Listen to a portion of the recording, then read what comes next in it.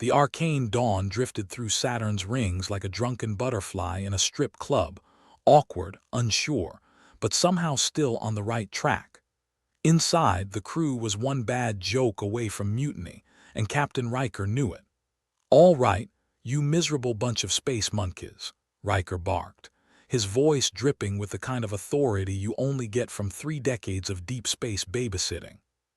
"We've got something weird in the rings, and by weird I mean potentially fatal." "Define weird, Captain," chimed in Doc Vex, the ship's medic, who had the bedside manner of a particularly sarcastic vulture. "You mean weird like that time we found a live squid in the protein paste, or weird like Jenkins's fifth toe?" Riker rolled his eyes, the universal sign for "I hate my job." "Weird as in an alien structure that defies every law of physics and common sense." "Ah, just your average Tuesday then," Vex quipped, leaning back in his chair with the kind of nonchalance that came from knowing the medbay was the only part of the ship that usually survived explosions. The rest of the crew, a ragtag mix of misfits and malcontents who collectively had more vices than virtues, exchanged glances that ranged from mild curiosity to outright paranoia. First Officer Grimm leaned in, his beard defying gravity and possibly hygiene. "Tell me this isn't another one of those exploration missions that ends with us running for our lives." "Would I do that to you, Grimm?" Riker replied with a grin that could make a used car salesman feel honest. "Yes," Grimm deadpanned. "Repeatedly." Riker sighed, rubbing his temples. "Look, we play this right and we might find something valuable. Worst case, we get blown to bits and don't have to pay off our debts." "Sounds like a win-win," muttered Cho, the ship's engineer, who had all the optimism of a black hole. The arcane dawn eased closer to the anomaly, its scanners humming with the enthusiasm of a reluctant teenager at a family gathering. "This thing's big," remarked Cho, staring at the monitor which now displayed something that looked suspiciously like a temple straight out of a galactic nightmare. "Big and ancient," added Vex. "I bet it smells like death and bad decisions in there." Riker nodded, flipping switches with the casual grace of a man who'd rather be anywhere else. "We're going in for a closer look. Grimm, Cho, you're with me. Vex, keep your medkit ready in case something decides to eat us." "You're assuming it won't just vaporize us on sight," Vex replied, the corners of his mouth twitching upwards in a grin. The Dawn's landing system engaged with a shuddering groan that suggested it might prefer retirement. As they touched down on the temple's surface, the airlock opened with a reluctant hiss. "Everyone feeling lucky?" Riker asked, throwing a glance at his companions. "I don't believe in luck, just inevitable doom," Grimm grunted, strapping his equipment to his belt. "Cheerful as always," Cho said, double-checking her toolkit while trying not to look too concerned about the unsettling glow emanating from the temple. The trio stepped onto the alien rock, the ground beneath them pulsating slightly like a heartbeat. "That's normal, right?" Cho asked, her voice laced with a hint of trepidation. "Normal went out the airlock the day we signed up for this gig," Riker replied, leading the way. They approached the entrance, a gaping maw of darkness that seemed to swallow the light. "Who wants to bet there's a welcome mat inside?" Grimm asked, his tone one of grim amusement. "Oh, I bet there's something welcome," Riker said, his eyes scanning the intricate carvings that adorned the temple's entrance. "Just not us." Cho activated her flashlight, the beam slicing through the gloom to reveal walls covered in symbols that danced in the shadows like mocking specters. "Anyone fluent in creepy alien hieroglyphs?" "Yeah, it's my minor," Grimm quipped, stepping forward to examine the carvings. "Looks like a mix of you're screwed and turned back now."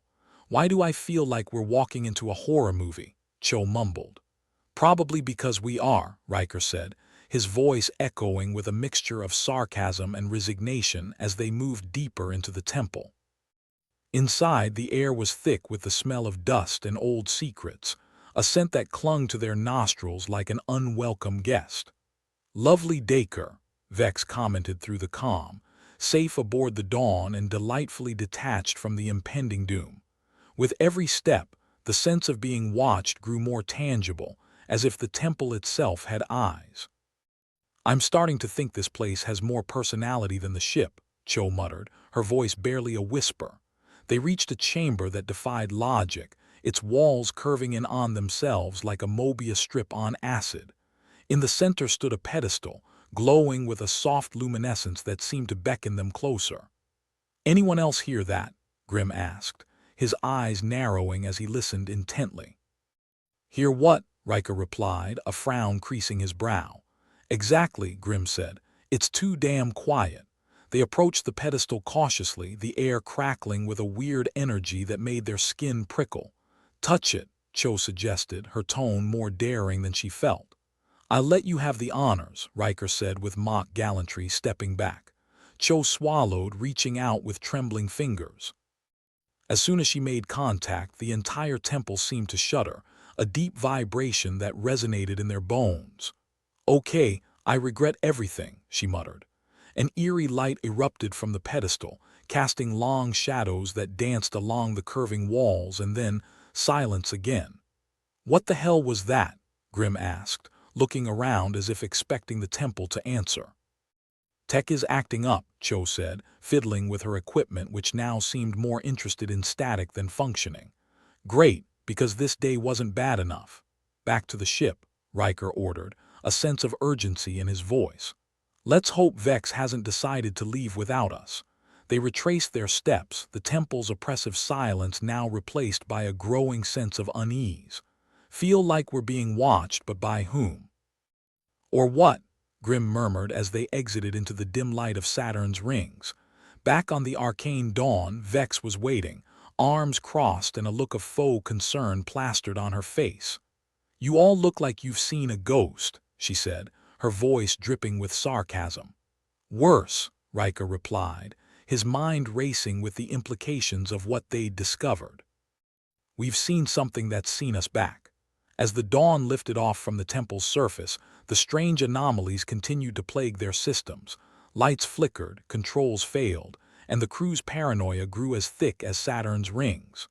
"Well, isn't this a delightful turn of events?" Grim said, his tone one of weary amusement.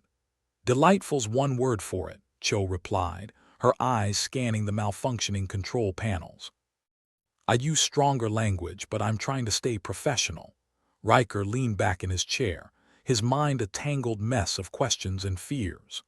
"Let's hope whatever's messing with our systems doesn't decide to mess with our lives next." As they sped away from the temple, the crew of the Arcane Dawn couldn't shake the feeling that they had awoken something ancient and angry, an enigma that defied logic and reason. In the silence of the vast cosmos, their ship was a fragile cocoon of light surrounded by the encroaching darkness, a darkness that seemed to whisper promises of madness and secrets best left buried. "Nothing like a little existential dread to spice up a Tuesday," Vex said, her voice a thin thread of humor amid the tension. "We need to figure out what that temple is," Riker said, determination hardening his voice. "Before it figures out what we are." The Arcane Dawn hurtled through the void, its crew caught in a dance with the unknown, a dance that promised to test their mettle, challenge their sanity, and unravel the very fabric of their understanding. And somewhere in the shadows of Saturn's rings, the alien temple waited, its secrets hidden among the stars, ready to consume the unwary. On the Arcane Dawn, Captain Riker was beginning to regret waking up that morning. The ship's systems were having a tantrum, lights flickering like they'd attended a rave the night before, and the controls were about as reliable as a politician's promise. Riker, with the air of a man who'd been asked to fix a leaky faucet only to discover his entire house was underwater, rubbed his temples. "All right, team, looks like we've kicked a hornet's nest," he announced, trying to inject some authority into his voice despite the chaos. Doc Vex, never one to miss a chance for sarcasm, leaned against the bulkhead. "Kicked it. More like we walked in wearing a bee costume and did the cha-cha," she quipped, her eyes flicking to the malfunctioning monitor. In the corner, Cho was wrestling with a panel that seemed to be actively resisting her efforts. "Why do these things never malfunction in a way that gives us free ice cream?" She muttered under her breath, her voice dripping with frustration. First Officer Grimm, his beard now sporting a stray spark from a nearby console, sighed like a man who'd seen too many bad decisions unfold in real time. Captain, might be time to consider that early retirement plan. As if on cue, the intercom crackled to life with the kind of malice only malfunctioning technology can muster. Warning: unknown interference detected. Likelihood of catastrophic failure. Significant, it intoned with the smug indifference of an insurance adjuster denying a claim. That's reassuring, Riker growled. Anyone got a plan that doesn't involve us becoming space debris? Cho slammed the panel shut, her toolkit clattering to the floor. If by plan you mean blind panic and hope, then yes. Riker turned to the ship's tech specialist, Dr. Vance, who had the unfortunate habit of looking like a deer caught in headlights even on a good day. Vance, any luck deciphering those symbols? Please tell me they're not instructions for our demise. Vance, fiddling with his glasses like they might suddenly display the answers, shook his head. It's like trying to read Shakespeare through a kaleidoscope. These symbols are ancient, possibly predating any known civilization. Great, Grimm said, folding his arms.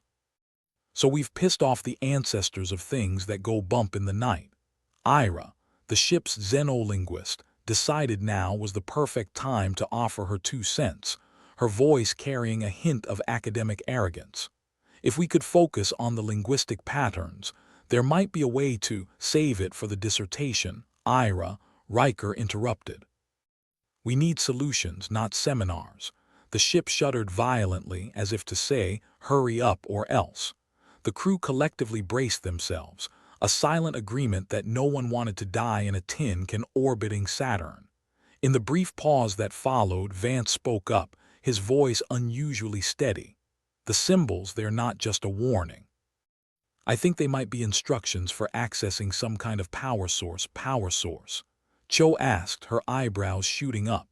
As in, turn on the light's power, or end everything we know and love power. Let's hope it's the former, Riker said, his optimism more forced than usual. Grimm stroked his beard thoughtfully, managing to extinguish the errant spark. If it is a power source, maybe we can use it to stabilize the ship systems. And if it's not? Vex asked, her tone darkly amused.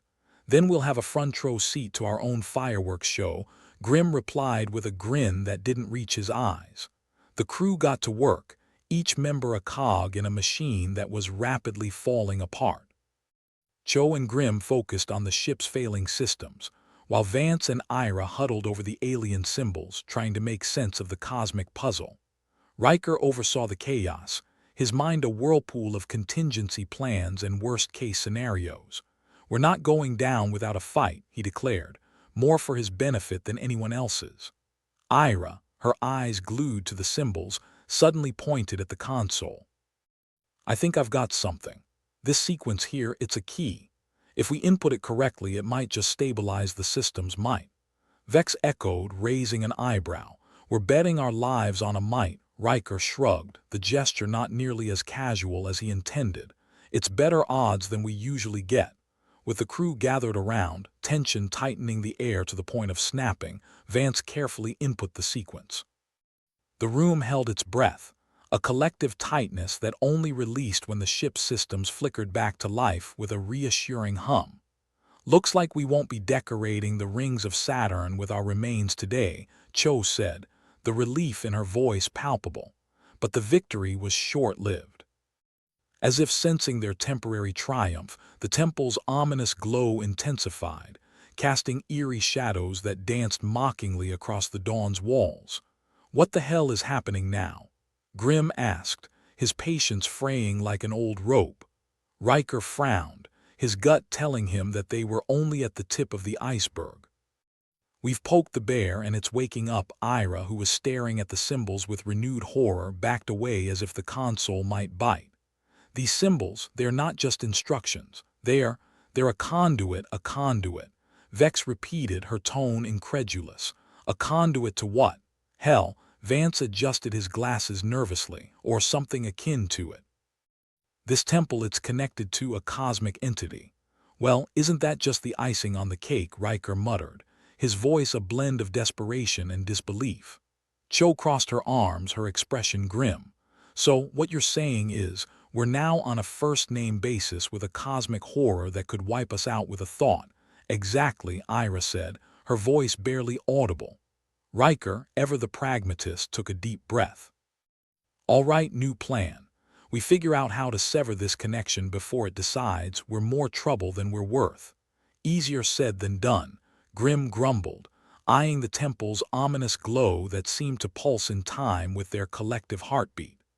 The crew set to work once more, their determination fueled by the kind of desperation that comes from staring death in the face. Ira and Vance pored over the symbols, hunting for anything that hinted at a way to break the connection.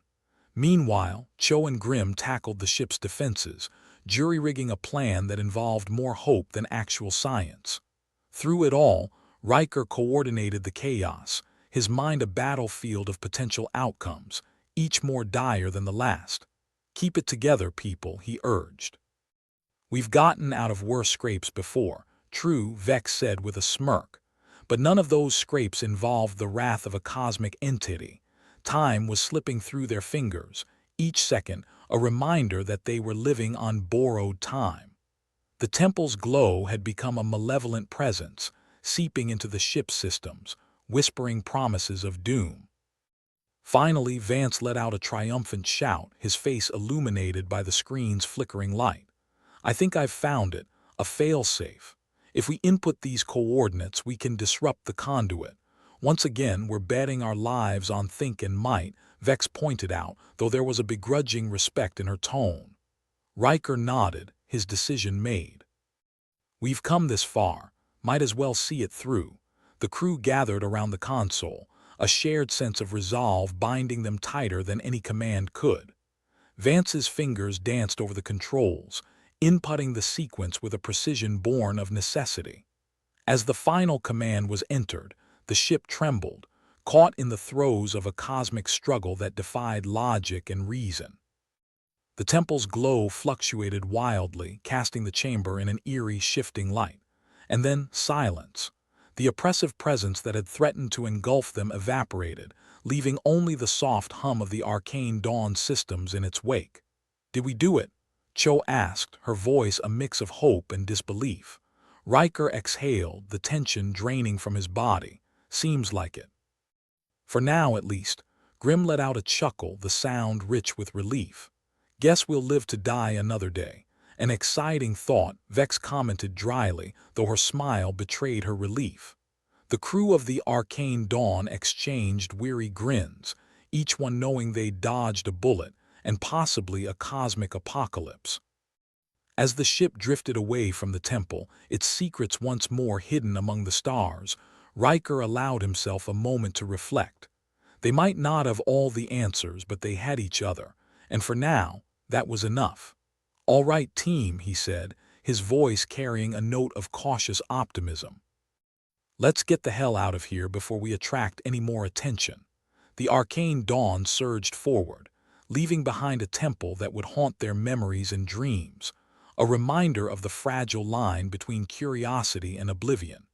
And as they sailed into the vastness of space, the crew couldn't help but wonder what other mysteries and horrors awaited them in the cosmos.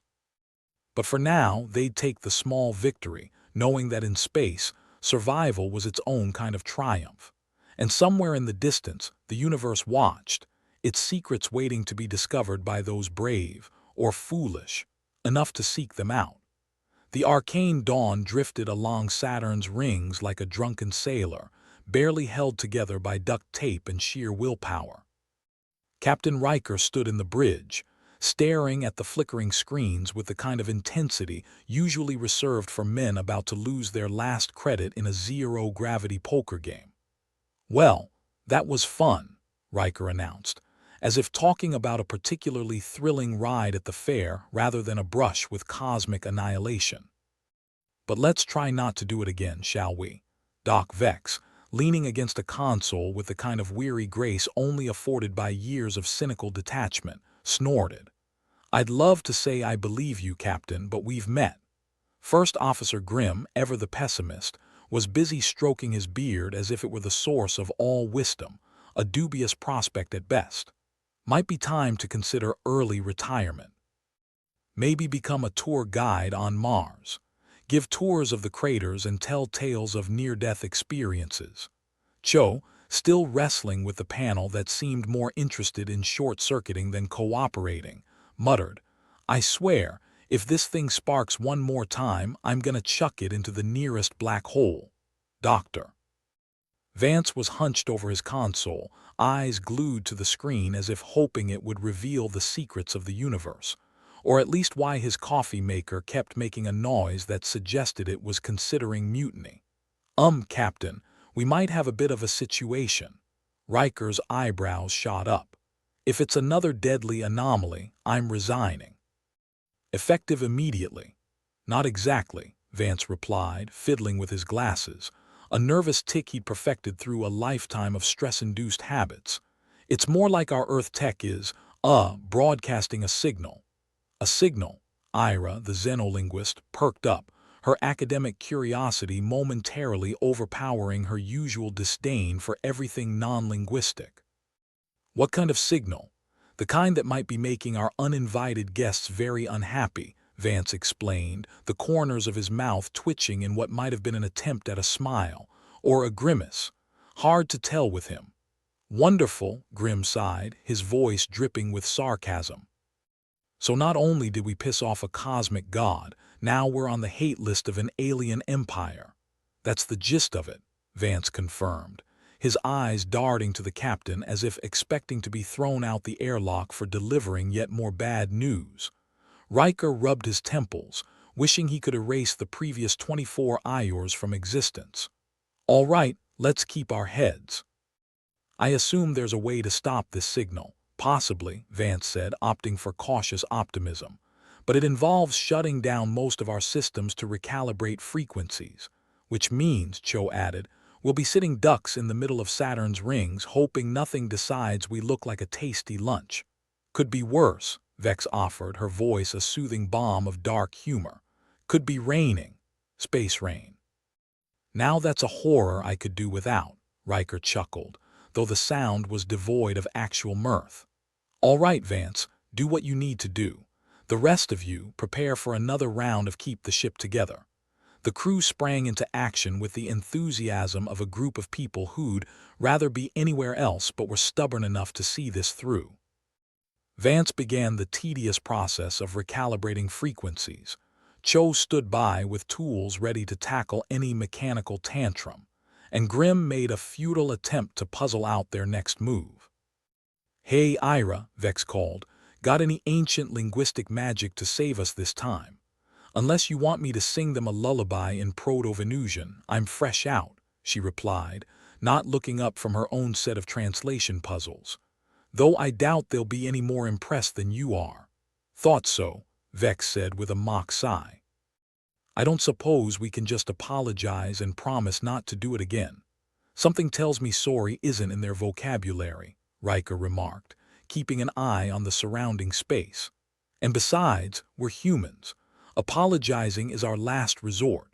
Several tense minutes passed, punctuated by the odd spark or ominous creak as the arcane dawn bared its metallic soul to the stars. Cho managed to keep the systems from devolving into chaos with a series of well-placed kicks, a technique she'd perfected during her time on ships that made the Dawn look like a luxury cruiser. Vance eventually looked up, the shadows under his eyes deep enough to host a small colony. "Almost there. Just need to, cut some power to the more." "Optional systems. You mean like oxygen?" Grimm quipped, though his eyes were glued to Vance's fingers dancing over the controls. "Not quite," Vance replied, his tone indicating he was only half joking, "but close enough to be uncomfortable. Comforts for people who aren't on the verge of being atomized," Riker said, forcing a grin. "Let's get it done." As Vance completed the recalibration, the ship shuddered once again, a feeling the crew was becoming depressingly accustomed to. The lights dimmed, the air grew a touch colder, and the systems powered down to a bare minimum. Well, that's cozy, Vex remarked, pulling her jacket tighter around her shoulders. Think of it as an adventure, Riker suggested, though his tone implied he'd rather be anywhere else. Cho huffed. Adventure, more like a horror movie where we're the dumb teenagers. The silence that followed felt more oppressive than comforting, as if the universe was holding its breath, waiting to see if the crew would manage to pull another miracle out of their collective hats. Riker glanced at the screens, searching for any sign of change. Vance, anything. The tech specialist nodded, a small smile playing at his lips. Signals stopped. Whatever we were doing, it isn't happening anymore. Relief washed over the crew like a tidal wave, though it was tinged with the bitter taste of exhaustion. Good job, everyone, Riker said. Let's try not to accidentally declare war on another alien empire again. Ah, but where's the fun in that? Grim replied, the corners of his mouth twitching upward. Fun or not, I prefer my adventures without imminent death, Ira added, packing away her notes with a sigh. With the immediate crisis averted, the crew busied themselves with the endless task of keeping the Arcane Dawn operational. Cho returned to her war against recalcitrant panels. Grim and Riker reviewed star charts for potential exits, and Vex did what she did best, offer wry commentary and a watchful eye. Think it's over? Vex asked, sidling up to Riker as he studied the flickering map. For now, Riker replied, though his gut told him otherwise. But I'm not holding my breath. In this line of work, trouble's just a matter of time. Ain't that the truth? Vex muttered, glancing around the bridge with a rueful smile. At least we've got each other, right? Riker chuckled, a sound that was more genuine this time. Yeah, and as long as that's the case, we'll make it through, or die trying.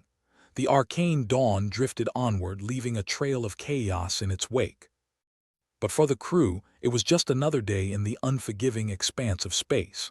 They'd faced cosmic horrors and alien empires, seen things that defied logic and reason. And though the universe seemed hell-bent on testing their limits, they stood strong, bound by camaraderie and a healthy dose of gallows humor. As the ship sailed into the stars, Riker allowed himself a rare moment of peace. They were alive together and, most importantly, still kicking, and in the vast, indifferent void of space that was triumph enough. All right, people, Riker called, his voice carrying the weight of command and the warmth of camaraderie.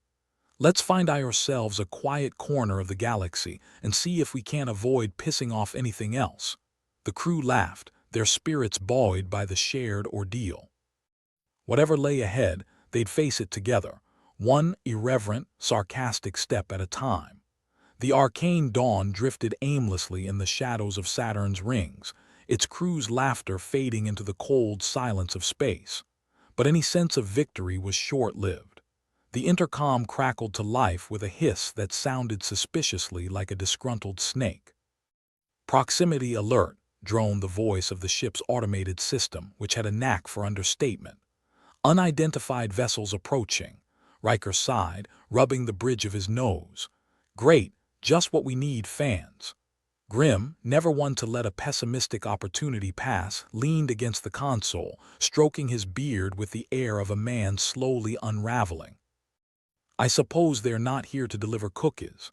Unless the cookies are explosive, I doubt it, Cho chimed in, eyes narrowed at the screen showing several blips advancing towards them like sharks circling a wounded fish.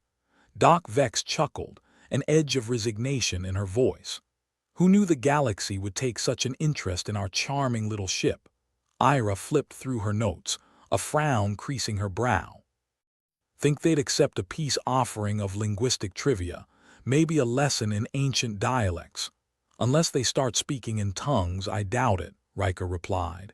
He tapped a few buttons, his gaze fixed on the approaching blips. All right, people, let's not shoot first and ask questions later. Set shields to please let us live another day.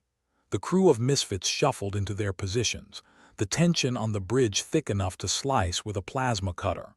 Outside, the vastness of space seemed to hold its breath, watching with twisted amusement as these tiny humans prepared to face the unknown. Vance, who had recently upgraded from nervous fiddling to full-blown pacing, glanced at Riker. Captain, I think we might have a slight problem." Riker's gaze didn't waver from the screen. "Oh joy, what now?" "Our power levels, let's just say they're less than robust right now," Vance said, his voice tinged with the kind of dread usually reserved for last-minute project deadlines. "Think of us as a houseplant on its last drop of water." "Fantastic," Riker muttered. "Guess we'll just have to charm them with our sparkling personalities. Because that always works so well," Grim added, his voice dripping with sarcasm thicker than a neutron star. Vex leaned back, arms crossed, her expression one of resigned amusement. "We're really putting the fun in dysfunctional today, aren't we?" As the unidentified ships drew closer, the atmosphere on the bridge shifted from strained to suffocating. The arcane dawn creaked ominously, as if it too was aware of the impending danger and was doing its best impression of a wooden ship in a storm. Cho, never one to back down from a mechanical challenge, scowled at the console. "I swear if this ship gives out on us now, I'm gonna haunt its sorry circuits." "Assuming there's anything left to haunt," Ira quipped, her fingers dancing over the controls as she attempted to establish communication. "How about a friendly hello? Maybe they're just lost intergalactic tourists." "Yeah, and we're the welcome committee," Riker muttered, though he motioned for her to try. Ira's fingers flew over the console, crafting a message that was part greeting, part plea, and entirely hopeful. She hit send, her eyes glued to the screen, waiting for any sign of response. The response came in the form of a sharp jolt that rattled the arcane dawn down to its atoms. Riker's chair skidded an inch, and Vex clutched the console as if it were a lifeline. "Guess they didn't care for our invitation." The ship's sensors blared, spitting out data as fast as it could chew through it. "Taking fire," the automated voice announced, sounding almost bored by the prospect of imminent destruction. Grim, ever the voice of doom, grumbled, "Looks like they brought the fireworks." Riker's mind raced, weighing their dwindling options. "All right, let's give them a show. Divert power to shields, evasive maneuvers. We're not going down without a fight." Cho's hands flew over the controls, tweaking and twisting with practiced precision. "Hold onto your asses, folks. It's about to get bumpy." The arcane dawn lurched to the side, narrowly dodging a barrage of energy blasts that lit up the darkness like a demented pyrotechnics display. The crew clung to their stations, the ship groaning in protest with every twist and turn. "Captain," Vance called out, his voice barely audible over the chaos, "our systems, something's interfering. It's like there's a ghost in the machine." Riker didn't like the sound of that one bit. "A ghost, huh? What next, a haunted toaster?" Vex's smile was grim. "If there's a ghost, I hope it's got better aim." Amidst the chaos, Ira's console beeped with an incoming transmission. She hit the button and a voice crackled through the speakers, dripping with contempt. "Humans, you have trespassed on Imperial territory. Prepare to face the consequences." "Great," Riker muttered. "Imperial territory. Why is it always empires with us?" Grim's laugh was dry as a bone. "Think they offer a get-out-of-annihilation-free card?" "We're about to find out," Riker replied, eyeing the bridge crew. "All right, team. We're not dead yet, so let's keep it that way." But even as he spoke, a knot of unease twisted in his gut. Vance's mention of a ghost in the machine, the ship's sudden malfunctions, it all smelled fishier than a catch-of-the-day special. And of course, the real kicker in this cosmic joke, their enemies weren't just outside the ship. They were within, gnawing at the trust that held this ragtag crew together. As the arcane dawn continued its desperate dance among Saturn's rings, Riker couldn't shake the feeling that one of his own might be tugging at the strings. Sabotage was a thought he hated, but it was one he couldn't afford to ignore. The bridge was a whirlwind of activity, voices overlapping as orders were barked, but Riker's mind was elsewhere. He eyed the crew, the people he'd trusted with his life and, more importantly, his sanity. Who among them would have reason to turn against the rest? Vance, maybe. He'd always been a bit too eager with those gadgets of his. Or Cho. No, couldn't be. She'd taken on more ship malfunctions than anyone with her bare hands. Ira, Vex, Unlikely unless sarcasm was their weapon of choice. Grimm's voice snapped him back to the present. "Captain, they're closing in. We've got maybe a minute before they are on us." Riker shook himself, forcing his focus back to the immediate threat. His suspicions could wait. Right now, survival was the name of the game. "All right, we've got one chance at this. Cho, give me everything we've got on those thrusters. Vance, I want you ready to fire off whatever fancy tech you've cooked up. Everyone else, hold tight."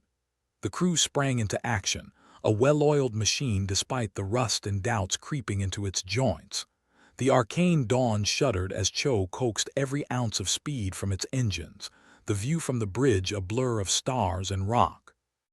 Vance, fingers flying over the controls, gave a triumphant shout. "Ready? Hit it," Riker ordered, his voice steady despite the maelstrom around him. The ship lurched as Vance unleashed their latest gambit, a burst of energy that flared like a supernova, a desperate attempt to blind and bewilder their pursuers. The bridge was filled with light, brighter than the sun, burning into their retinas even through closed lids. When the light faded, silence reigned. The bridge crew blinked, trying to make sense of what they were seeing. The Imperial ships had pulled back, their formation broken, momentarily blinded. "Did we just win?" Cho asked, disbelief coloring her tone. "For now," Riker replied, his voice laced with caution. "We bought ourselves some breathing room, but they'll be back. And next time they'll be ready." Grimm's expression was grim. "We need to find out who's screwing with our systems. If we've got a traitor on board, we won't last through the next round." Riker nodded, his gaze sweeping the bridge. "All right. We dig in, we get answers. If there's someone on this ship working against us, we're gonna find out who. And then we'll make them regret ever stepping foot on the Arcane Dawn." Vex looked around, her eyes sharp and assessing. "Trust is in short supply right now, but we're all we've got. We figure this out or we're done for." Ira's voice was soft but carried a weight of conviction. "We've faced worse and come out on top. We'll do it again." As the crew nodded in agreement, Riker felt a flicker of hope, small but persistent, rise amid the sea of doubt. They would uncover the truth, face whatever came next, and do it together. Because they were more than just a crew, they were a dysfunctional family, and heaven help anyone who tried to tear them apart. The Arcane Dawn sailed on through the vast, indifferent void, carrying its secrets and its scars. But for now, at least, it carried hope as well. And in a universe as vast and uncaring as this one, that was enough. The Arcane Dawn drifted in the dark embrace of Saturn's rings, the ship a barely functioning relic, like an old man clinging to a walker held together by hope and duct tape. The crew, a ragtag assembly of misfits, sat in uneasy silence, broken only by the low hum of malfunctioning systems. It was the kind of tense quiet that even the ship, in all its decrepit glory, seemed to notice, creaking and groaning as if complaining about its lot in life. Captain Riker stood at the helm, scanning the unending darkness for any sign of their unwelcome guests. The Imperial ships had retreated, but not far enough for comfort. "Looks like we've got ourselves a little breathing room," he muttered, sparing a glance at Vance, who was frantically trying to coax some semblance of life from the flickering console. "Breathing room's nice," Vance replied, his eyes transfixed on numbers that refused to make sense. "Too bad it won't last longer than a sneeze." Always the optimist, Grimm interjected, his fingers absently stroking his beard. His eyes held the look of a man who'd seen too many close calls and wasn't keen on adding another. "Let's face it, Captain, we're scraping the bottom of the barrel here. Systems are failing faster than a politician's promises." Cho, ever the mechanical whiz, looked up from her station, her face set in a determined scowl. "If this ship gives out on us now, I'm gonna personally haunt its circuits for eternity." "Assuming there's enough left to haunt," Ira chimed in, glancing at the flickering lights with her usual dry humor. Riker stifled a grin despite the gravity of the situation. "All right, let's get down to business. If there's a traitor on this ship, they picked a hell of a time for it. We're powering down faster than a sloth on a merry-go-round, and those Imperial boys aren't gonna sit on their laurels forever. Vex leaned back, arms folded across her chest, wearing an expression that hovered between amusement and exasperation. "We're really putting the dies in dysfunctional today," Riker sighed, rubbing the back of his neck. "Okay, ideas, people. What have we got?" "Well," Vance began, "I could try rerouting power from non-essential systems." "Like what?" Riker cut in. "The coffee maker, pretty sure that died last week," Cho quipped. "Just like our chances," Grim muttered. He straightened, his expression serious. "We need to figure out who's pulling the strings on board. There's a rot in our ranks, and if we don't cut it out, we're done for." Ira glanced around, her eyes sharp and probing. "We've got to trust each other. Otherwise, we're all just floating targets." Riker nodded, the weight of command heavy on his shoulders. "Right. We need to focus. Ira, see if you can get us some intel on those Imperials, anything that might give us an edge. Cho, take another look at the engines. Vance, you're on defense. Keep those shields up as long as you can. Grim, you're with me. We're gonna find our saboteur." The crew broke into action, the urgency of their situation spurring them forward. The tension hung thick in the air, but there was a spark of determination in their movements, like soldiers gearing up for a battle they weren't sure they'd win, but damn it if they weren't going to try. Riker and Grim moved through the corridors of the Arcane dawn, their steps echoing in the metal belly of the ship. They passed crew quarters, storage bays, all the while keeping an eye out for anything that seemed out of place. Trust was a fragile thing, and it was teetering on the brink of collapse. "You really think it's one of us?" Grim asked, his voice low. The question lingered between them, heavy with implication. "Hope not," Riker replied. "But we can't ignore the possibility. Someone's been tampering with our systems, and it's not like we've got a long list of suspects." Grim nodded, his gaze scanning their surroundings. "Whoever it is, they picked a hell of a time to grow a conscience." As they entered the engine room, Cho was already elbow-deep in grease and wires, her determination evident in every movement. "Engines are holding, but it's a close call," she said without looking up. "If this baby goes, we're gonna be floating scrap." "Keep her together, Cho," Riker replied, his tone equal parts command and encouragement. "We're counting on you." Cho gave a brief nod, her focus unbroken. It was what Riker liked about his crew. They might bicker and snark, but when it came down to it, they were all in. "Captain," Vance's voice crackled over the intercom, "I've managed to stabilize the shields for now, but it's a temporary fix at best. If the Imperials come back, we're in for a rough ride." "Appreciate the heads up, Vance," Riker said. "Keep us posted on any changes." As they moved through the ship, Riker and Grim continued their search. They checked maintenance logs, security recordings, even the occasional cupboard, hoping for a clue that would reveal their saboteur. But it was like searching for a needle in a pile of slightly less sharp needles. "Captain," Ira's voice came through the intercom, "I've got some intel. Looks like those Imperial ships are part of a scouting patrol. They're searching for something. Us, I'll bet," Riker replied. "Get me everything you can, Ira. We need every advantage we can get." "On it," Ira answered, her confidence a small comfort in the storm of uncertainty. Back on the bridge, the crew regrouped, the weight of their dire situation bearing down on them with the force of a black hole. "All right," Riker addressed them, "we've got a temporary lull. Let's make the most of it. Funny how lull now means imminent destruction hanging over our heads," Vex remarked dryly. "Wouldn't have it any other way," Riker shot back with a grin that didn't quite reach his eyes. "Here's the plan. We keep digging for answers. If someone on board is playing for the other team, we find out who and why. Then we deal with our Imperial friends, assuming we're not space dust by then," Grim added, his voice a gravelly rumble. "Always a cheery thought, Grim," Cho said. Vance's hands flew over his console, trying to squeeze every last drop of power from their beleaguered systems. "We've got limited energy reserves. If they come at us again, we'll need to be quick, smart, and maybe a little bit lucky." "Story of my life," Riker replied. "Let's hope we've got some of that luck left." Silence settled over the bridge, the quiet filled with the unspoken fears and hopes of a crew standing on the precipice. Riker looked around at his team. their faces set with determination and the kind of loyalty that only came from shared hardship. They were battered, pushed to their limits, but they weren't beaten. Not yet. Remember, Riker said, his voice steady, we've faced worse and come out the other side. This is just another challenge. We'll adapt, improvise, and overcome. Together. Until the next crisis, anyway, Vex interjected, her tone laced with sardonic humor.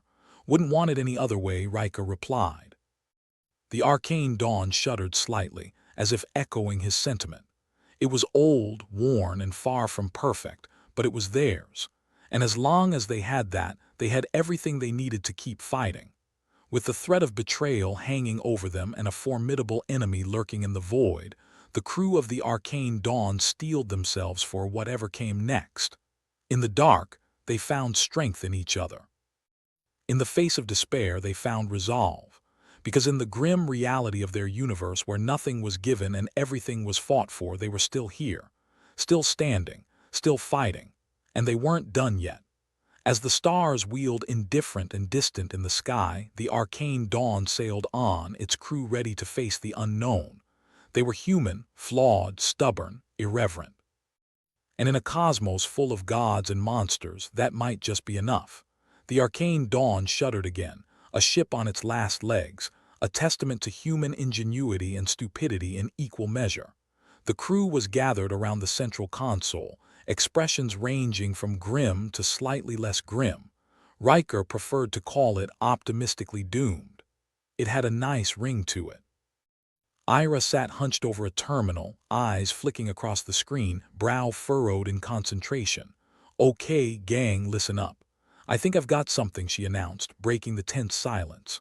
"Finally, some good news," Riker muttered. "Lay it on us, Ira." "Well, good might be pushing it," she replied, never one to waste a chance to dampen spirits. "But I've deciphered part of the alien symbols we found. Turns out it's not just a pretty light show. There's a sequence here that might help us neutralize the alien signal that's been playing havoc with our systems." "Oh, great, alien Sudoku," Vex interjected, her voice heavy with sarcasm. "Anyone up for a game of cosmic bingo?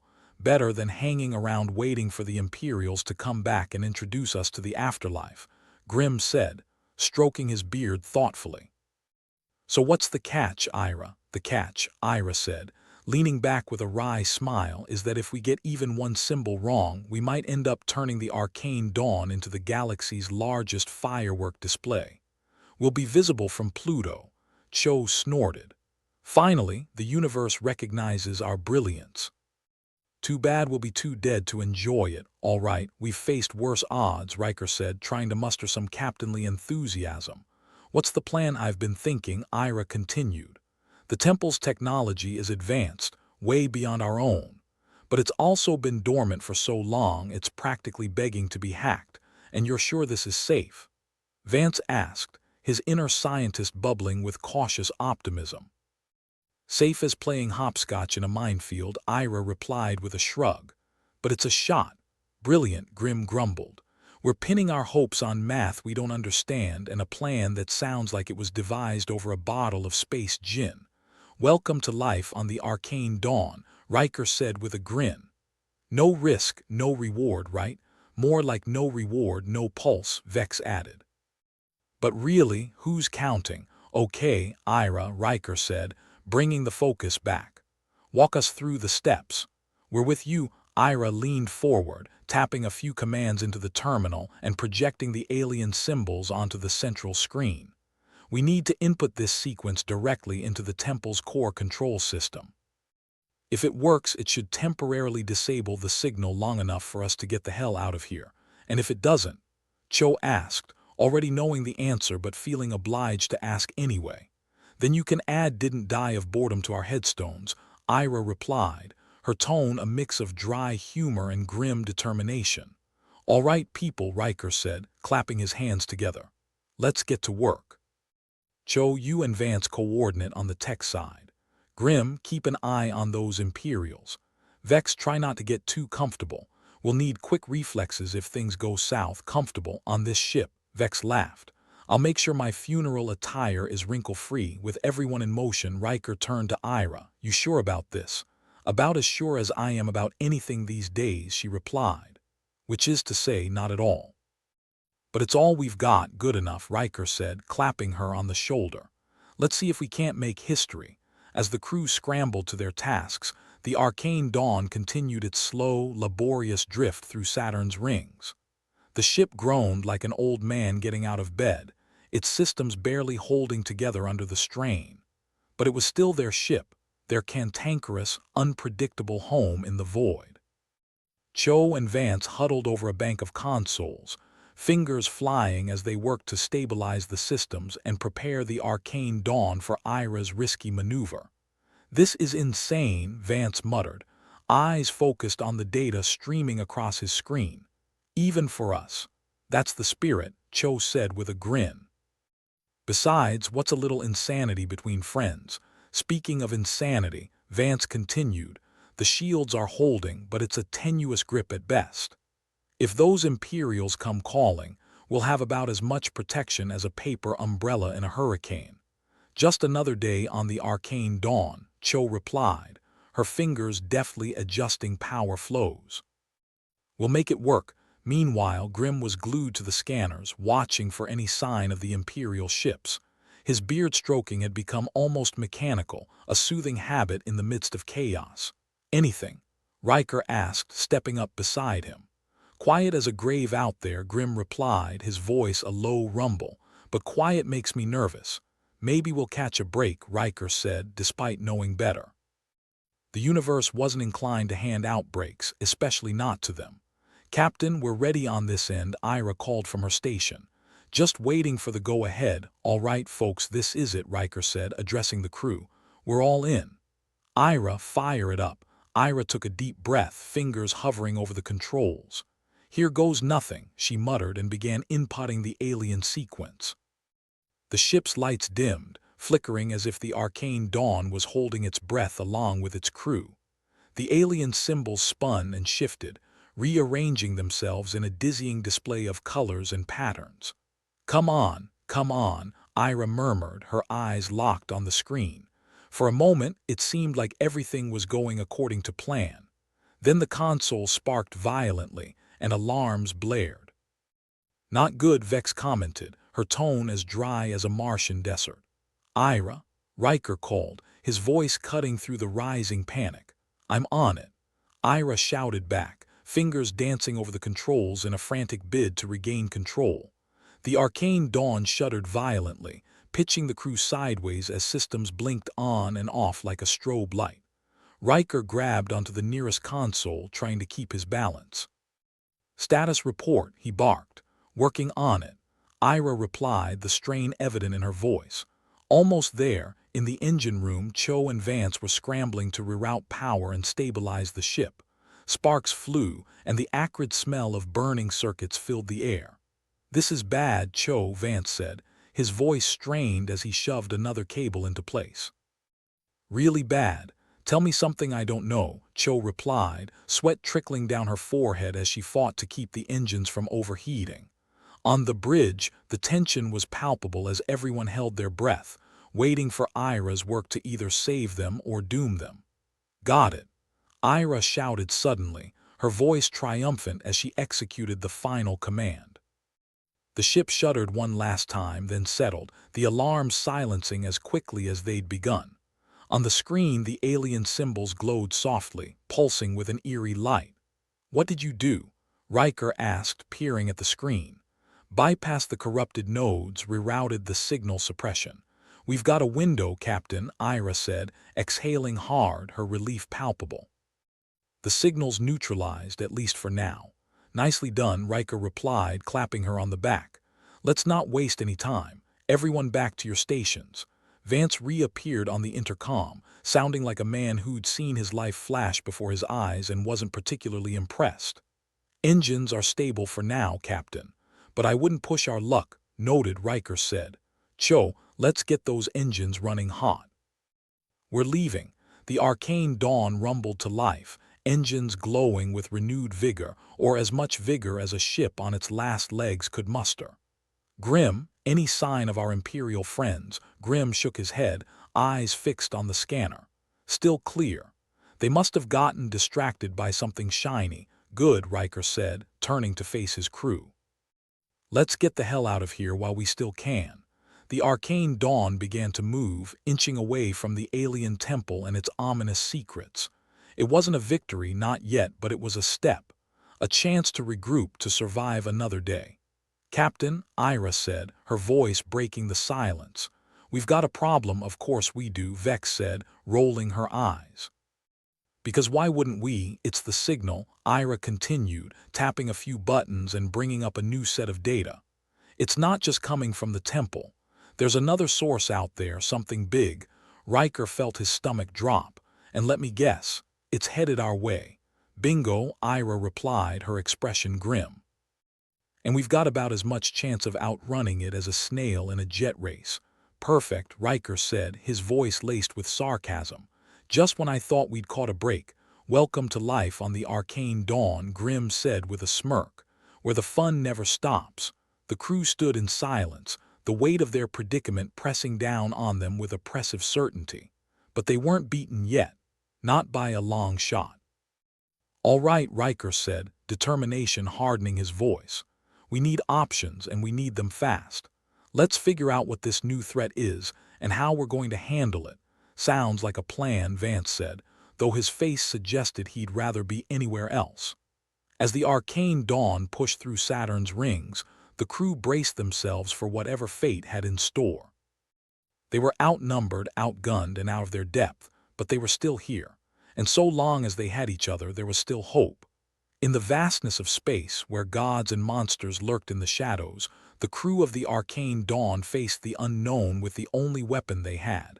Their indomitable human spirit. It wasn't much, but it was enough. Let's show the universe what we're made of, Riker said, a steely glint in his eye. And let's hope it's not just hot air, Vex added with a wry grin.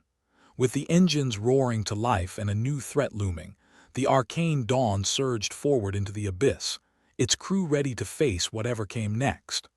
All right, folks, Riker said, squinting at the central console as though he could will it to work better through sheer force of personality. We've got a signal out there that's about as welcome as a fart in a spacesuit. Let's make sure it doesn't kiss us goodbye for good. Vex chuckled, leaning back in her chair with a smirk. And here I was hoping for a quiet death by starlight. You and your romantic notions, Grim grumbled, stroking his beard in that absent-minded way that suggested deep thought or severe beard lice. If only the universe cared about our plans. Plans, Vex snorted. We have plans. I thought we just mashed buttons and hoped for the best. Riker shot her a look that was half amusement, half desperation. That's basically the plan, but let's pretend it's more strategic than that. Ira, still glued to the terminal, rolled her eyes. Well, the alien Sudoku isn't solving itself, and if you lot could stop philosophizing for a moment, maybe I can get us out of this mess. Vance, who was more on edge than a cat at a dog show, snapped his fingers. We need to stabilize the core systems while we attempt to reroute the signal to fry itself out. Sounds like a charm, Cho said, sarcastically flicking her fingers as if casting a spell. Or maybe just another day in paradise. And if it doesn't work, Grim asked, not because he wanted to know, but because someone had to voice the dread everyone felt. Then we can all look forward to being less than stellar dust, Vance replied, shrugging. At least we'll be together, right? Oh, the touching camaraderie, Vex mocked. I'm positively moved. The arcane dawn was nothing if not a testament to human stubbornness. The vessel creaked and groaned, her systems flickering with the enthusiasm of a relic on life support, but like the crew, she had grit, or maybe just a death wish. Ira's fingers flew over the console with a musician's precision, her eyes darting across the data like a hawk on a particularly stubborn rabbit. All right, I think I've got a lead on an access point that might let us redirect the signal. And if it doesn't? Grim asked again, his beard stroking now approaching a fever pitch. Then we find out if the afterlife has decent Wi-Fi, Ira shot back, not taking her eyes off the screen. Great, Riker said, clapping his hands once. Cho, Vance, you two are on power distribution. Make sure we don't blow a fuse. On it, Captain, Cho said, her hands already a blur over the secondary console. Vance sighed, rubbing his temples. I swear if I survive this, I'm retiring to a nice, quiet black hole. Meanwhile, Grim kept his eyes locked on the sensors. Still no sign of the Imperials, but that could change faster than a politician's promises. Could be they've finally given up, Vex suggested. Or maybe they just decided we weren't worth the paperwork. Let's keep it that way, Riker said, his tone more hopeful than confident. Ira, what's the status on that signal? Ira frowned, biting her lip as she concentrated. Almost there, and got it, signals being redirected. There was a collective sigh of relief throughout the bridge, a moment of respite as the ominous threat seemed to ebb away. So, did we save the universe? Vance asked, half joking, half genuinely hopeful. If by universe you mean our sorry asses, then yes, Ira replied, finally allowing herself a small smile. Well, I'll drink to that, Vex said, producing a flask from somewhere on her person and taking a swig. Now that's the spirit, Cho said, laughing. Or maybe just spirits. Riker grinned, a touch of pride in his voice. See, we're not just a bunch of misfit toys. We're misfit toys that can kick some cosmic butt. And on that uplifting note, Grim interjected, his attention back on the scanner, we might have another wrinkle. Of course we do, Riker muttered. What now? There's movement, Grim said, pointing to the screen. Looks like our Imperial friends have decided to drop by after all. Because why not? Vance muttered, his earlier optimism evaporating faster than water on Mercury. Set shields to please let us live another day and prepare to engage, Riker ordered, determination hardening in his eyes. The arcane dawn trembled as the crew moved into position. Weapon systems online, shields raised, they were as ready as they could be. Weapons hot, Cho reported. Just say the word. Let's see if they want to talk first, Riker said, though his tone suggested he didn't expect diplomacy to be on the menu. A garbled transmission crackled through the intercom, the voice on the other end as cold and mechanical as an accountant's handshake. This is the Imperial vessel Gravekeeper. Surrender and prepare to be boarded. Gravekeeper, really? Vex laughed. Did they run out of names that didn't sound like bad metal bands? Riker activated the comm. This is Captain Riker of the Arcane Dawn. We're not particularly interested in surrendering today, but we appreciate the offer. Resistance is futile, the voice droned, seemingly unfazed by Riker's response. Futile, yet so much fun, Riker countered. What do you want anyway? Your vessel carries unauthorized technology. It must be seized for the Empire. Seized, confiscated, stolen, it's all semantics, Vex said, rolling her eyes. They just want free stuff. We've had enough of their generosity, Ira added, fingers poised over the weapon's controls. Prepare to be annihilated, the voice said, almost bored as if this was a routine call. Cheerful lot, aren't they? Vance commented, his hands tightening around his console. All right, Riker said, cutting the comm. We're not going down without a fight. Cho, Vance, you're up. Let's give them a warm Arcane Dawn welcome. With that, the Arcane Dawn sprang to life, her engines flaring as the crew sprang into action. The first volley from the Imperial ship lit up the void, but the Dawn danced around it, evading with a grace that belied her age. Looks like they brought the big guns, Grim said, his tone grim. Yeah, well, they're compensating, Vex quipped. Someone's gotta make up for their lack of charm. The battle was joined, the Arcane Dawn weaving between incoming fire, returning shots in kind. The ancient ship might have been falling apart at the seams, but she still had some fight left in her. Shields holding, Cho reported, though the strain was evident in her voice. Keep it up, Riker urged. We've got to make this count. The clash continued, the crew working in seamless concert, a testament to the bond forged in the fires of desperation and necessity. Grim, any chance of hitting something vital? Riker asked, his eyes never leaving the tactical display. Already on it, Grim replied, fingers flying over the targeting controls. Just need a few more seconds. Time is something we don't have much of, Vance reminded them, his focus split between systems management and praying to every deity he could think of. As the arcane dawn charged forward, Riker's mind raced through options. They needed an edge, something unexpected. "Ira," he called, an idea striking. "That signal reroute, can we turn it into a weapon? A feedback loop to scramble their systems?" Ira blinked, considering. "It's risky, but it might just work. Give me a minute." "Make it 30 seconds, Riker said, watching as another volley narrowly missed their hull. "Always with the rush," Ira muttered, diving back into the code. Seconds ticked by, each one a heartbeat in the symphony of battle, and then Ira's fingers stilled, her eyes lighting up. Done, feeding the loop back to them now. The effect was immediate. The Imperial ship hesitated, its systems flickering as though seized by an electronic poltergeist. "Direct hit," Grim exclaimed, his face breaking into a rare smile. "They are scrambling." "Great work, Ira," Riker said, his voice carrying a note of triumph.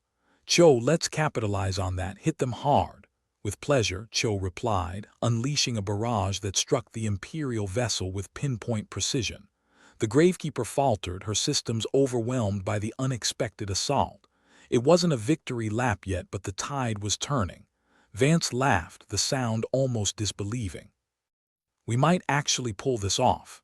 "Never doubted it for a second," Vex lied convincingly, though her grin suggested otherwise. The arcane dawn pressed the advantage, her crew working like a well-oiled machine, or at least one that had been recently lubricated enough to get by. "Imperial ships breaking off," Grim reported, his voice steady, but with an edge of hope. Riker leaned back, a smile tugging at the corners of his lips. "Looks like they've had enough of our hospitality." The Dawn's bridge erupted into cheers, the tension of battle giving way to the relief of survival. "We did it," Cho said, her smile bright enough to outshine a sun. "Not bad for a bunch of misfits," Vex added, taking another swig from her flask. "Though I think I need a refill after that." As the arcane dawn sailed through Saturn's rings, her crew allowed themselves a moment of triumph. They'd faced the odds, and this time they'd come out on top. "All right, folks," Riker said, his gaze sweeping the bridge. "Let's enjoy this while it lasts. Something tells me the universe hasn't finished with us just yet. But we'll be ready," Vance said, his voice filled with a determination that hadn't been there before. "Ready or not, here we come," Ira agreed, her eyes sparkling with a mix of exhaustion and exhilaration. In the endless expanse of space, the arcane dawn continued her journey, her crew prepared to face whatever the cosmos had in store. They were battered, bruised, but undeniably alive, and for now that was enough. "And to think," Vex mused aloud, "some people pay for this kind of thrill." "Idiots," Cho replied with a laugh. "But maybe they are onto something. Here's to whatever comes next." With that, the arcane dawn and her crew ventured onward, their spirits unbroken, their resolve as unyielding as the stars themselves. The arcane dawn drifted through Saturn's rings, her hull pockmarked and groaning like an old man after a good brawl. The crew was alive, a fact that had yet to sink in fully. For now, they were content to let the adrenaline ebb away, leaving behind the bitter tang of survival. Riker leaned back in his chair, a cocky grin plastered across his face that didn't quite match the blooded knuckles of his reality. "Well, folks, it seems our invitation to the Imperial Tea Party got lost in the mail." Grim stroked his beard with a contemplative air. "They'll be back, Riker. They always come back, like a bad rash." "Thanks for the optimism, Grim," Riker replied, rolling his eyes. "Remind me never to ask you to deliver a eulogy." Doc Vex, ever the pragmatist, sprawled languidly in her chair, flask in hand. "Here's to living through another day," which, frankly, wasn't in my bingo card for this week. Cho snorted, flicking imaginary dust off her console as if she could magic the ship back to health. "Honestly, I'm starting to think the universe has a weird sense of humor. Or a vendetta," Ira chimed in, finally tearing her eyes away from the alien Sudoku. "Any chance we can get some tape for the ship? Maybe some chewing gum, because I don't think she can handle another encore." Vance was still nervously tapping at his screen, trying to will the ship's systems into some semblance of reliability. "At this point, I'd settle for a miracle or a very persuasive maintenance crew." "Maintenance crew," Vex mused. Sounds like fiction to me. But then again, so does surviving a battle with the Empire. Their collective laughter was tinged with the kind of gallows humor that only those who had danced too close to death could muster. They'd won, but only by the skin of their teeth, and that was no comfort. Riker leaned forward, elbows on knees, and surveyed his band of misfits. All right, listen up. We may have given the Imperials a bloody nose, but that means they'll come back swinging harder. Always a pleasure, Grim muttered, rubbing his temples as if trying to massage away the future headache. Cho nodded, her fingers still dancing over the controls. Any chance we can just, not be here when they come back? Earth isn't exactly rolling out the welcome mat, Vance pointed out, still preoccupied with stabilizing the systems. And we're not exactly inconspicuous. Ira tapped her terminal thoughtfully. We did manage to redirect that signal.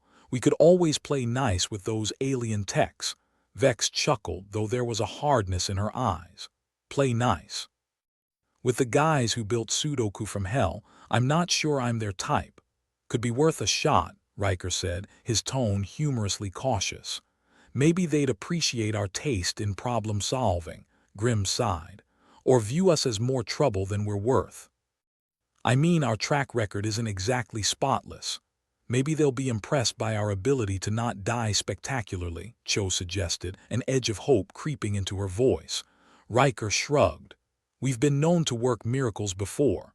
Why stop now? Vance finally looked up from his console, a glint of determination in his eyes. If we're going to make contact, we need to make sure there's something left of this ship to offer.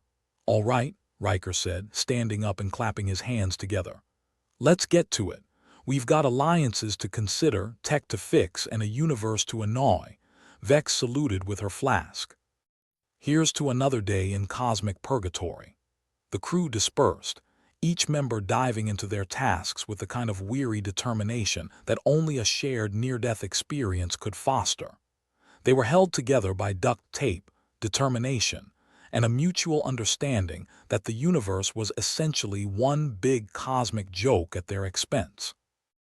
Hours passed in a blur of activity, the arcane dawn rattling under the strain of repairs and recalibrations. The crew moved through the ship like ants in a hill, each knowing their role, each driven by the need to survive and maybe thrive. Riker prowled the bridge, his presence a constant reminder of their fragility and their potential. How's it looking, Ira? Like a Picasso, she replied dryly. But the one he painted after too much absinthe. Vance, as stable as it's gonna get, Vance said, resignation coloring his voice.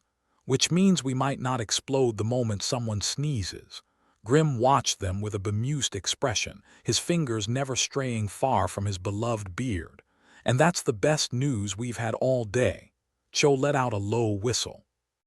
All right, let's see if we can sweet-talk those aliens into not vaporizing us on sight. Always knew you were a smooth talker, Vex quipped, her eyes twinkling with mischief. Just didn't think I'd see the day you'd try it on an alien species. Riker chuckled, feeling the weight of leadership settle uncomfortably on his shoulders. Let's just hope they appreciate sarcasm. The arcane dawn trembled gently as she prepared for communication, the ship's systems protesting loudly against such demands. It was the equivalent of asking a horse to dance ballet, possible, but not without a certain amount of risk to life, limb, and dignity. All right, let's open a channel, Riker instructed, the words filled with the kind of false confidence that characterized much of his recent life. The screen flickered to life, revealing a swirling mass of colors that defied rational description. Riker could almost hear Vance muttering something about physics crying in the corner. "This is Captain Riker of the Arcane Dawn," he began, his voice steady despite the chaos. "We're looking to negotiate a mutually beneficial alliance, and maybe some pointers on your Sudoku puzzles." The response was slow in coming, as if the universe itself was pondering the merits of engaging with a ship held together by sheer willpower and electrical tape. Finally, a voice emanated from the console, smooth and melodic, like a siren's call. "Captain Riker, your persistence is noted. We are aware of your actions against the Empire, Intriguing. Intriguing in a good way, I hope, Riker said, his grin as sharp as ever. The voice seemed to consider. You managed to turn our technology into a weapon against them. Not many species would dare. In our defense, Vex chimed in, we're not exactly good at backing down. A moment of silence stretched out, and then the voice responded, amusement lacing its tone. Your offer interests us. Perhaps cooperation is possible. Riker caught Vance's eye, a silent victory passing between them. We're open to suggestions. The voice continued, a hint of caution threading through its words. There is much to discuss. Your species has potential, though your methods are unconventional, Sho snorted. Unconventional is our middle name. Well, maybe not officially, but you get the idea. Very well, Captain, the voice concluded, its curiosity palpable. We shall deliberate on your proposal. Stand by. The connection cut off, leaving the bridge in an awkward silence that was quickly filled with laughter. Think we impressed them? Vex asked, her smile infectious. Riker shrugged. Either that or they just want to see what we'll do next. Well, Grim said, his eyes twinkling with a rare lightness, whatever happens, it's sure to be interesting. As the arcane dawn drifted through the vast, indifferent expanse, her crew allowed themselves a moment of levity. They were a ragtag bunch of misfits, adventurers, and survivors, but they were still here, still fighting, still laughing in the face of the cosmos. To the future, Vance proposed, raising an imaginary glass. And to really good Wi-Fi in the afterlife, Ira added, her grin mirrored by the rest. Riker leaned back, feeling a rare sense of contentment. Who knows? Maybe we'll make a name for ourselves yet. With that, they settled into the rhythm of the stars, ready to face whatever came next with the same irreverent spirit that had carried them this far. In the vastness of space, where planets spun and stars burned, the arcane dawn and her crew prepared for whatever awaited them. They were ready to carve out a place among the stars, one sarcastic remark at a time. Here's to the misfit toys, Riker said, his voice carrying the weight of their shared history. May we never find the box we came from.